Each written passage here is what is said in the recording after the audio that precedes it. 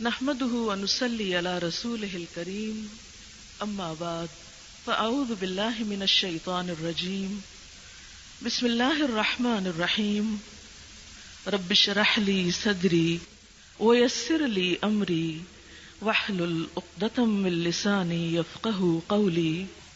اللہ تعالیٰ کا لاکھ لاکھ شکر ہے جس نے ہمیں انسان بنایا، تمام مخلوق سے افضل بنایا، اس کائنات کی ساری چیزیں ہماری خدمت کے لیے پیدا کی، یہ ہر طرف پھیلی ہوئی نعمتیں ہمارے لیے بنائی گئیں۔ ان نعمتوں میں ملنے والی ایک بہت بڑی نعمت خود انسان کے اندر عقل اور شعور ہے، اس کو دی جانے والی سمجھ بوجھ ہے جو باقی تمام مخلوق کے مقابلے میں اسے زیادہ ملی ہے۔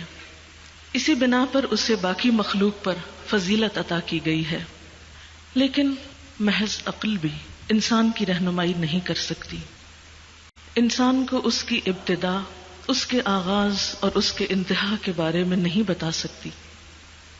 اس کے لیے ہمیں ضرورت تھی بنانے والے کی رہنمائی کی کہ وہ ہمیں بتائے ہم کہاں سے آئے ہیں اور ہمیں کہاں جانا ہے اور ہمیں اس زمین پر کیوں بھیجا گیا ہے، ہمارے یہاں آنے کا مقصد کیا ہے۔ اس نے یہ ذمہ داری بطریق احسن پوری کی، پہلے انسان کو پیغمبر بھی بنایا اور یہ سلسلہ چلتا رہا یہاں تک کہ رسول اکرم صلی اللہ علیہ وسلم پر آ کر ختم ہو گیا۔ دنیا میں 1,24,000 پیغمبر آئے، جن میں محمد الرسول اللہ صلی اللہ علیہ وسلم پر آ کر اللہ تعالیٰ کی طرف سے دی جانے والی ہدایت اور رہنمائی کا کام تمام ہوا۔ آپ کو تمام انسانوں اور تمام پیغمبروں پر شرف اور فضیلت عطا کی گئی۔ آپ کو وہ کتاب دی گئی جو آج تک محفوظ ہے۔ 1400 سال گزرنے کے بعد بھی اس میں ایک لفظ تو کیا، ایک حرف کی تبدیلی نہیں ہوئی، اور یہ شرف کسی دوسری کتاب کو حاصل نہیں، نہ کسی پیغمبر کی کتاب کو اور نہ غیر پیغمبر کی کتاب کو۔ یہ کتاب بتاتی ہے ذالک الکتاب لا ریب فیہ ھدی للمتقین، یہ وہ کتاب ہے جس میں کوئی شک نہیں، جو تقوی والوں، اللہ سے محبت کرنے والوں کے لیے رہنمائی کا کام دیتی ہے۔ اس کتاب نے ہمیں آغاز اور ہماری انتہا کے بارے میں بہترین معلومات فراہم کی۔ اسی کتاب نے ہمیں بتایا کہ ہماری زمین پر آمد کا مقصد کیا ہے، اللہ تعالیٰ نے انسان کو کیوں پیدا کیا ہے اور ہمیں اس زندگی کے خاتمے پر کہاں جانا ہے۔ یہ کام محمد رسول اللہ صلی اللہ علیہ وسلم کے ذریعے تمام ہوا، اور اس پر ہم اللہ تعالیٰ کا جتنا بھی شکر ادا کریں کم ہے۔ اللہ تعالیٰ نے قرآن پاک میں خاص طور پر اس احسان کا ذکر کیا، لقد من اللہ علی المؤمنین اذ بعث فیہم رسولا من انفسہم یتلو علیہم آیاتہ ویزکیہم ویعلمہم الکتاب والحکمہ وان کانوا من قبل لفی ضلال مبین، کہ یقیناً اہل ایمان پر اللہ کا احسان ہے جب ان میں ایک رسول انہی میں سے بھیجا جو ان پر اللہ کی آیات پڑھتا ہے، ان کے نفس کا تزکیہ کرتا ہے، انہیں کتاب اور حکمت کی تعلیم دیتا ہے، اور یقیناً اس سے پہلے وہ کھلی گمراہی میں مبتلا تھے۔ تو گویا انسانیت آپ صلی اللہ علیہ وسلم کی تعلیمات سے پہلے، آپ کی آمد سے پہلے بھٹک رہی تھی، راستے کی متلاشی تھی۔ آپ نے آ کر انسانیت کو راہ دکھائی، اور پھر ایسے چراغ چھوڑے اپنے پیچھے اپنے صحابہ کی شکل میں جنہوں نے دنیا کی رہنمائی کی، ایسی امت چھوڑی اپنے پیچھے کہ جو آج بھی اس کتاب کی، آپ صلی اللہ علیہ وسلم کی سیرت کی حامل ہے۔ آج اس وقت جبکہ دنیا میں ہر طرف علم کی روشنی پھیل چکی ہے، جبکہ ہر طرف تحقیقات ہو رہی ہیں، انسان زمین سے اٹھ کر چاند تک جا پہنچا ہے، لیکن آج بھی انسانیت اس کائنات کے رازوں کو جاننے کے لیے بے چین ہے، اس کے بنانے والے کو جاننے کے لیے اور خود اس کی تخلیق کے بارے میں تحقیق کے لیے سرگرداں ہے۔ آج بھی اسی طرح ان تعلیمات کو پوری دنیا میں عام کرنے کی ضرورت ہے جو محمد رسول اللہ صلی اللہ علیہ وسلم ہمارے پاس چھوڑ گئے. ہم دیکھتے ہیں کہ تحقیقات کے لیے انسان کتنی بڑی بڑی رقمیں خرچ کر رہے ہیں تاکہ کائنات کے مختلف رازوں کو پا سکیں. مثلا 1980 میں نیو میکسیکو میں دنیا کی سب سے بڑی دوربین لگائی گئی جس پر $78 ملین کی لاگت آئی. وائجر پر $340 ملین خرچ کیے گئے. پارٹیکل فزکس کی ایک لیبارٹری پر $550 ملین خرچ کیے گئے. صرف پروٹون کی تحقیق کے لیے ایک مشین پر $275 ملین خرچ کیے گئے.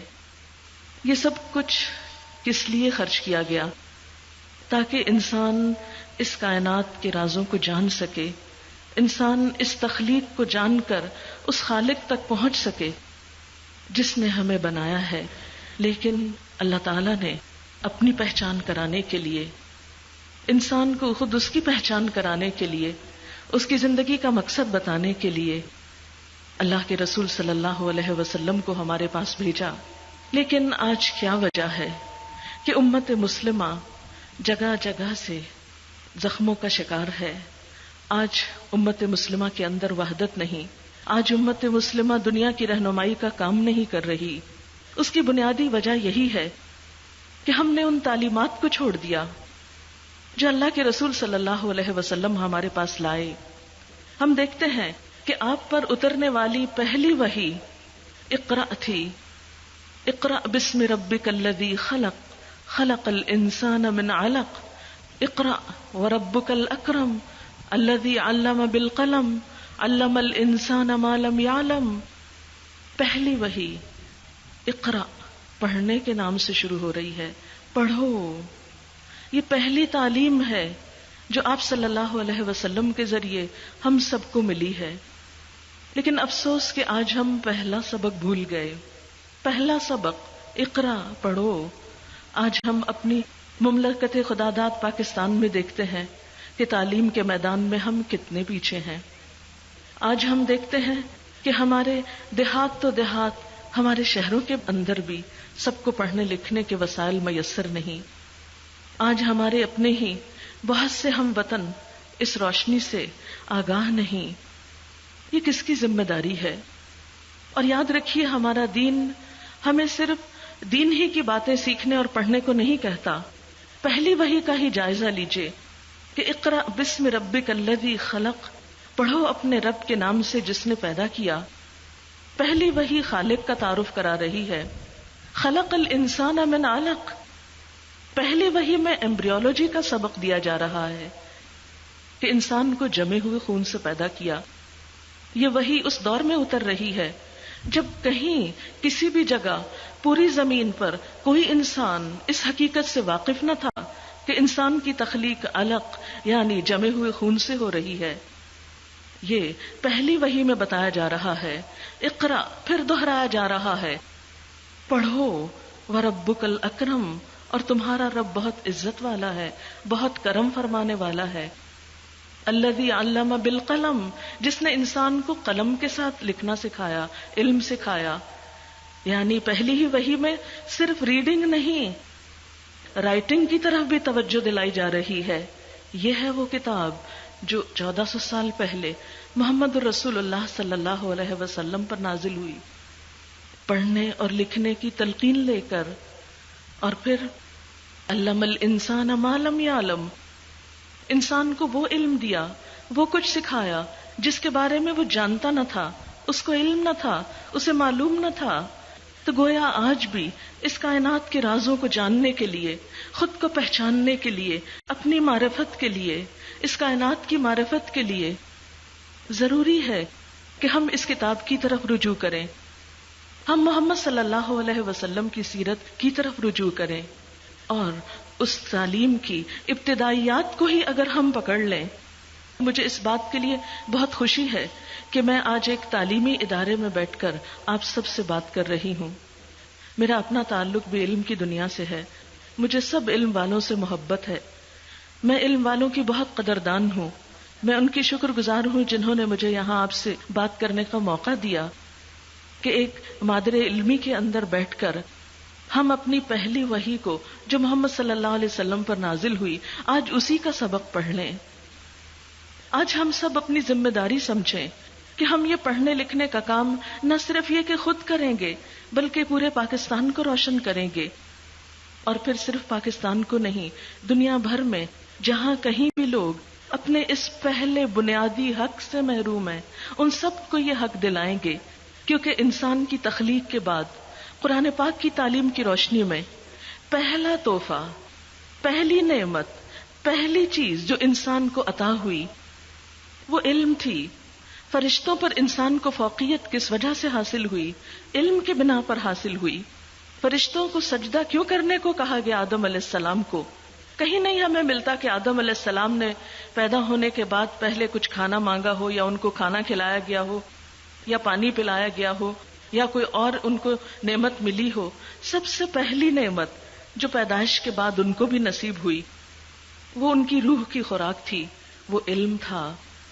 اور اس علم کے بعد فرشتوں سے جب سوال کیا گیا تو وہ جواب نہ دے سکے جو انسان نے جواب دیا، اور اسی وجہ سے فرشتوں جیسی مخلوق کو انسان کے آگے جھکایا گیا۔ اور یاد رکھیے کہ آدم علیہ السلام کو جو پہلا علم ملا تھا وہ علم کیا تھا؟ علم الاسماء تھا، چیزوں کے ناموں کا علم تھا۔ دوسرے لفظوں میں کہیے سائنس کا علم تھا، کیونکہ سائنس بھی تو اسی سے ڈیل کرتی ہے۔ ہمارا یہ دین تو موسٹ پروگریسو ریلیجن ہے، سب سے زیادہ ترقی یافتہ، کہ جس میں بات کا آغاز، تعلیم اور تربیت کا آغاز علم کے ساتھ ہے۔ ہم سب کی ذمہ داری ہے، اہل علم کا فریضہ ہے کہ وہ اس کو دوسروں تک پہنچائیں اور اس میں بخل نہ کریں، اس لیے کہ نبی صلی اللہ علیہ وسلم ہی نے فرمایا کہ جو شخص دوسروں کو بھلائی کی بات بتاتا ہے، جو دوسروں تک علم پہنچاتا ہے، جو کسی کو خیر اور بھلائی کی بات سکھاتا ہے، ساری مخلوق اس کے لیے دعائیں کرتی ہے، سمندر کی مچھلیاں اس کے لیے دعائیں کرتی ہیں، زمین کی چیونٹیاں اس کے لیے دعائیں کرتی ہیں۔ جو شخص دوسروں تک علم لے جاتا ہے، دوسروں کو علم دینا بہترین صدقہ ہے، دوسروں تک علم کی بات پہنچانا، اس کا اجر و ثواب اللہ نے اپنے ذمہ لے رکھا ہے۔ اس کا اجر و ثواب، اس کی رحمت اور اس کی برکت صرف دنیا تک ہی نہیں، مرنے کے بعد بھی انسان کو پہنچتی رہتی ہے۔ یہ وہ نفع ہے جو کبھی ختم نہیں ہوتا۔ علم سکھانے والے دنیا اور آخرت کی برکتوں سے معمور ہوتے ہیں۔ یہ وہ تجارت ہے جس میں کوئی خسارہ نہیں۔ یہ وہ کام ہے جو کہیں پر بھی کیا جا سکتا ہے، کسی بھی طریقے سے کیا جا سکتا ہے۔ میں آج اس علم کے گہوارے میں جتنی بھی طالبات ہیں ان سب سے یہی درخواست کروں گی کہ آپ کے سیکھنے کے دن ہیں، آپ سیکھنے کے عمل کو، علم حاصل کرنے کے عمل کو اپنی باقی تمام مصروفیات، تمام شوق اور تمام دلچسپیوں سے آگے رکھیے۔ ترقی یافتہ اقوام کو آپ دیکھیے کہ وہاں پر کس طرح علم کے لیے جد و جہد کی جاتی ہے۔ جب ہمارے ہاں ایک کے بعد ایک چھٹی آتی ہے تو دل پریشان ہو اٹھتا ہے کہ یا رب ہمیں کیا ہو گیا ہے، ہم کب ترقی کریں گے؟ جب ہمارے تعلیمی ادارے کئی ہفتے اور کئی مہینے بند رہتے ہیں اور وہاں چھٹی ہو جاتی ہے، جب ہمارے بچے کئی دن تک اسکول نہیں جاتے، جب ہمارے پڑھنے لکھنے والے لوگ علم سے دور ہو کر ریسرچ اور تحقیق کو چھوڑ کر اور چیزوں میں مشغول ہو جاتے ہیں تو دل خون کے آنسو روتا ہے۔ یاد رکھیے، دنیا میں اگر عزت پانا ہے تو ہمیں پھر اسی علم کی طرف لوٹنا ہوگا جو اللہ تعالیٰ نے سب سے پہلے انسان کو سب سے پہلی نعمت اور تحفے کے طور پر دیا تھا، اور وہ ہے علم الاسماء، یعنی کائنات کا علم۔ آج مسلمانوں کو اور تمام پاکستانیوں کو، خواہ وہ کسی بھی مذہب اور کسی بھی دین سے تعلق رکھتے ہوں، اپنی اس ذمہ داری کو محسوس کرنا ہوگا۔ صرف کتابوں کے ہی علم نہیں، کائنات کے علم، صرف پڑھنا اور رٹا لگانا ہی نہیں، صرف نمبر لینا ہی نہیں، بلکہ تحقیق کے میدانوں میں آگے جانا ہوگا، اور اس سارے کام کو عبادت سمجھ کر کرنا ہوگا، فرض سمجھ کر کرنا ہوگا، کیونکہ اللہ کے رسول صلی اللہ علیہ وسلم نے فرمایا طلب العلم فریضۃ علی کل مسلم، علم کا حاصل کرنا فریضہ ہے ہر مسلم پر، خواہ وہ مرد ہو یا عورت ہو، جوان ہو یا بوڑھا ہو، بچہ ہو یا فقیر ہو یا امیر ہو، کوئی بھی ہو، کیسا بھی ہو، جس کو بھی اللہ نے سمجھ دی ہے، اس کے لیے سیکھنا انتہائی ضروری ہے۔ اور پھر اس کے ساتھ ہم دیکھتے ہیں کہ آدم علیہ السلام جب ان کو سجدہ کیا گیا، اس کے بعد جنت میں بھیجا گیا، وہاں شیطان ان کے پیچھے چلا گیا۔ اللہ تعالیٰ نے انہیں ایک درخت کا پھل کھانے کو منع کیا تھا، لیکن شیطان نے انہیں اپنی باتوں سے پھسلا لیا اور انہیں جنت سے نکلوا دیا۔ دنیا میں بھیجتے ہوئے اللہ تعالیٰ نے ان کو ایک ہدایت کی تھی، فَإِمَّا يَأْتِيَنَّكُم مِّنِّي هُدًى فَمَن تَبِعَ هُدَايَ فَلَا خَوْفٌ عَلَيْهِمْ وَلَا هُمْ يَحْزَنُونَ کہ اگر میری طرف سے تمہارے پاس کوئی ہدایت آئے تو جو اس ہدایت کی پیروی کرے گا اس کے لیے نہ خوف ہوگا اور نہ کوئی غم ہوگا۔ لہذا اگر ہم چاہتے ہیں کہ ہم اپنے دشمن شیطان کے وسوسوں، اس کی چالوں سے محفوظ رہیں، تو پھر ہمارے لیے صرف دنیا کا علم نہیں، دین کا علم جاننا بھی ضروری ہے۔ اس لیے کہ دوسری اقوام نے صرف دنیا کے علم میں جب ترقی کی تو بے شمار روحانی اور نفسیاتی مسائل کا شکار ہو گئیں، لیکن ہم پر اللہ کی رحمت ہے کہ ہمارے پاس وہ کتاب موجود ہے کہ جو 1400 سال سے محفوظ ہے۔ ہمارے نبی صلی اللہ علیہ وسلم کی سیرت حرف بحرف محفوظ ہے، آپ کا کلام حرف بحرف محفوظ ہے۔ وہ اسی طرح جو 1400 سال پہلے کے لیے روشنی تھا آج بھی روشنی ہے۔ وہ کتاب جو 1400 سال پہلے سائنس کے علم کا درس دے رہی ہے، وہ آج بھی مسلمانوں کو اس راستے میں بہترین رہنمائی عطا کر رہی ہے۔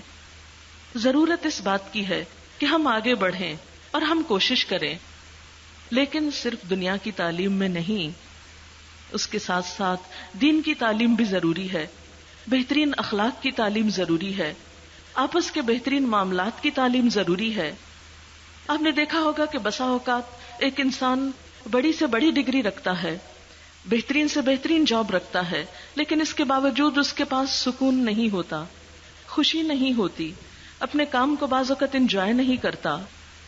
آج ہم دیکھتے ہیں کہ ویسٹ میں جسمانی امراض سے بڑھ کر روحانی اور نفسیاتی امراض کے ہسپتال بنتے چلے جا رہے ہیں۔ نفسیاتی امراض کے مریضوں کی تعداد دنیا میں دن بدن بڑھتی چلی جا رہی ہے۔ بے چینی، اضطراب، ڈپریشن، خوشی کا نہ ہونا، کاموں میں دل نہ لگنا، یہ مرض عام ہوتے چلے جا رہے ہیں۔ اس کا علاج ڈرگز میں نہیں ہے، اس کا علاج دنیا کی کسی دوا میں نہیں ہے، اس کا علاج روحانی ہے، اس کا علاج اللہ کی کتاب میں ہے۔ انسان صرف جسم سے نہیں بنا اور صرف روح سے نہیں بنا، ہم جسم اور روح دونوں کا مرکب ہیں۔ جب تک ہم اپنے جسم کی نرشمنٹ کے ساتھ ساتھ اپنی روح کی نرشمنٹ کا اہتمام نہیں کرتے، اس وقت تک خوشی اور سکون نہیں پا سکتے۔ کسی بھی انسان کی کارکردگی مشین کی طرح نہیں ہوتی، کسی بھی انسان کی کارکردگی اس وقت بہت بہتر ہو جاتی ہے جب اپنے آپ کو وہ روحانی طور پر زیادہ طاقتور محسوس کرتا ہے، جب اپنے آس پاس کے ماحول میں محبت، ہمدردی اور بہترین اخلاق پاتا ہے، اور ایک انسان کی بہترین صلاحیتیں بھی زنگ آلود ہو جاتی ہیں جب اس کے گھر کے اندر اس کو سکون نہیں ملتا، جب شوہر اور بیوی کے درمیان تعلقات اچھے نہیں ہوتے، جب بچے ماں باپ کی عزت نہیں کرتے، جب ہمسائے ہمسایوں کو دکھ دینے سے نہیں رکتے، جب انسان اپنی زبان سے دوسروں کو تکلیف دینے سے باز نہیں آتا۔ یہ ساری اخلاقیات اللہ کے رسول صلی اللہ علیہ وسلم نے بہترین طریقے سے ہم تک پہنچائی ہیں۔ آپ نے فرمایا تھا، انما بعثت لاتمم مکارم الاخلاق، مجھے اس لیے بھیجا گیا ہے کہ میں بہترین اخلاق کی تکمیل کروں۔ لہذا آج ہمارا مسلمان ہونے کی حیثیت سے فرض ہے کہ ہم بہترین اخلاق کی طرف بڑھیں، ہماری زبان اور ہاتھ سے کسی کو تکلیف نہ پہنچے۔ ایک مسلمان کی پہچان اللہ کے رسول صلی اللہ علیہ وسلم نے کیا بتائی؟ المسلم من سلم المسلمون من لسانہ و یدہ، مسلمان وہ ہے جس کے ہاتھ اور زبان سے دوسرے مسلمان محفوظ رہیں۔ وہ شخص مومن نہیں ہو سکتا جس کی اذیتوں سے اس کے ہمسائے محفوظ نہ رہیں۔ وہ شخص مومن نہیں ہو سکتا جو اپنے مہمان کی عزت نہ کرے۔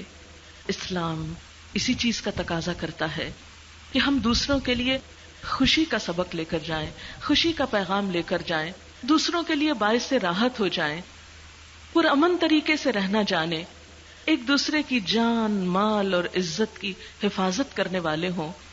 لیکن افسوس یہ کہ آج ہم ویسا مثالی اسلامی معاشرہ نہیں پیش کر سکے جو اللہ کے رسول صلی اللہ علیہ وسلم نے تیار کیا، جس میں سیدنا بلال جو ایک حبشی غلام تھے جن کا کوئی دنیاوی سٹیٹس نہیں تھا، ان کو اتنی عزت، اتنا رتبہ اور اتنا مرتبہ ملا کہ حضرت ابوبکر صدیق جیسے اعلیٰ خاندان سے تعلق رکھنے والے شخص ان کو سیدنا کہہ کے پکارتے ہیں، ان غلام کو اپنا آقا کہتے ہیں۔ وہ عزت جو ان کو ایمان اور علم کی وجہ سے ملی، جس کی وجہ سے ان کی حقیقی جوہر سامنے آئے، یہ دراصل ہمارے نبی صلی اللہ علیہ وسلم کی تربیت ہی کا نتیجہ تھا۔ لیکن آج کیا وجہ ہے کہ ہم آپ کی امت ہو کر طبقات میں بٹ چکے ہیں؟ آج آپ کی امت ہو کر ہم ذات پات میں تقسیم ہو چکے ہیں؟ ہم آپ کی امت ہو کر رنگ اور زبان کی تقسیم میں بٹ چکے ہیں؟ نہیں، ہمیں تو مسلمانوں میں بھی اتحاد پیدا کرنا ہے اور سارے انسانوں میں بھی اتحاد پیدا کرنا ہے۔ ہمیں تو دنیا کے لیے امن کا پیغام لے کر جانا ہے، اس لیے کہ اسلام کا تو مطلب ہی پیس ہے، امن ہے۔ اسلام پرامن طریقے سے رہنا سکھاتا ہے، لیکن افسوس یہ کہ آج مسلمانوں کے اپنے ہی اندر ایسے عناصر پیدا ہو گئے ہیں کہ ان کا اپنے اندر کا ہی امن ختم ہو کر رہ گیا ہے۔ یہ کام کوئی ایک حکومت یا کوئی ایک فرد نہیں کر سکتا، اس کے لیے پورے معاشرے تعاون کیا کرتے ہیں، پورے معاشرے ایک دوسرے کے ساتھ خیر و بھلائی کا سلوک کرتے ہیں، دوسروں کی خیر خواہی کرتے ہیں۔ اس لیے کہ نبی صلی اللہ علیہ وسلم نے دین کا مطلب ہی خیر خواہی بتایا۔ آپ صلی اللہ علیہ وسلم نے فرمایا الدین النصیحہ، دین سراسر خیر خواہی کا نام ہے۔ آج ہم سمجھتے ہیں کہ دین شاید نماز روزے کا نام ہے، صرف چند ریچولز کی ادائیگی کا نام ہے، یا صرف ایک ڈریس پہن لینے کا نام ہے۔ نہیں، دین صرف کسی ڈریس میں نہیں، دین صرف ریچولز کی ادائیگی میں نہیں، دین تو اندر سے اٹھتا ہے۔ ایمان کا بیج تو دل میں ڈالا جاتا ہے۔ جب تک دل کے اندر اللہ تعالیٰ کے لیے محبت، اس کے رسول صلی اللہ علیہ وسلم کی محبت نہ ہو، جب تک اس دل میں انسانوں کی محبت نہ ہو، جب تک اس دل میں صرف انسانوں ہی کی نہیں، جانوروں کی اور باقی انوائرنمنٹ فرینڈلی ہمارا ایٹیٹیوڈ نہ ہو، اس وقت تک ہم صحیح مسلمان بن نہیں سکتے۔ الدین النصیحہ، دین سراسر خیر خواہی کا نام ہے۔ ہم سب کو ایک دوسرے کی خیر خواہی کرنا ہے۔ تو میں اپنی بات کا اختتام اس دعا پر کروں گی کہ اللہ تعالی ہمارے دلوں میں علم کی روشنی بھر دے، علم کی روح پیدا کر دے، ہمیں علم کے ساتھ حکمت بھی عطا کر دے، ہمیں اس علم کو صرف اپنی ذات تک نہیں دوسروں تک لے جانے اور پہنچانے کی توفیق دے، ہمیں ایسی سوچ، ایسی سکلز، ایسے طریقے عطا کرے کہ جس سے ہم اپنے اس دیس کو روشن کر دیں، جس کے گھر گھر میں علم کے چراغ اٹھیں، جو دنیا والوں کے لیے ایک رہنمائی کا کام کرے۔ ہم صرف وہ علم نہ سیکھیں جس سے ہم صرف مشین کی طرح کام کریں، بلکہ ہمارے اندر کی انسانیت بھی جاگے، ہمارے اندر کی روحانیت بھی مضبوط ہو، ہمارے لیے یہ دنیا اور آخرت کی دنیا جنت ہو جائے، جس میں اس دنیا میں امن ہو جائے، جس سے ہم ایک دوسرے کی عزت کرنا سیکھیں، ایک دوسرے کا احترام کر سکیں، ایک دوسرے کی قدردانی کر سکیں، کسی بھی تعصب کے بغیر اور کسی بھی فرق کے بغیر سب کی قدر کرنا جانیں، سب کی بھلائی کریں اور سب کے لیے ایسے پیغام لے کر جائیں کہ جس سے ہر طرف روشنی ہی روشنی ہو جائے، خوشبو ہی خوشبو ہو جائے، امن ہی امن ہو جائے۔ اللہ تعالیٰ آپ سب کو بہترین جزا دے، اور خصوصی طور پر میں دعا کروں گی اس یونیورسٹی کے انتظامیہ کے لیے کہ اللہ تعالیٰ ان کو بہترین کاموں کی توفیق دے، اور اللہ کے رسول صلی اللہ علیہ وسلم سے محبت کی وجہ سے جس قدر یہاں محنت کی گئی ہے، حقیقی معنوں میں اس محبت کی روح بھی عام ہو جائے، اور ہمارے لیے آپ سے تعلق اور نسبت ایک فخر کی بات ہو جائے، اور ہم سال میں صرف ایک دن اور ایک مہینہ ہی نہیں، سارا سال اور ساری زندگی آپ سے اپنا تعلق قائم رکھیں۔ اللہ تعالی ہمیں اس کی توفیق عطا فرمائے۔ آپ سب کا بہت شکریہ۔ وآخر دعوانا ان الحمد للہ رب العالمین۔ سبحانک اللہم وبحمدک نشہد ان لا الہ الا انت نستغفرک ونتوب الیک۔ والسلام علیکم ورحمۃ اللہ وبرکاتہ۔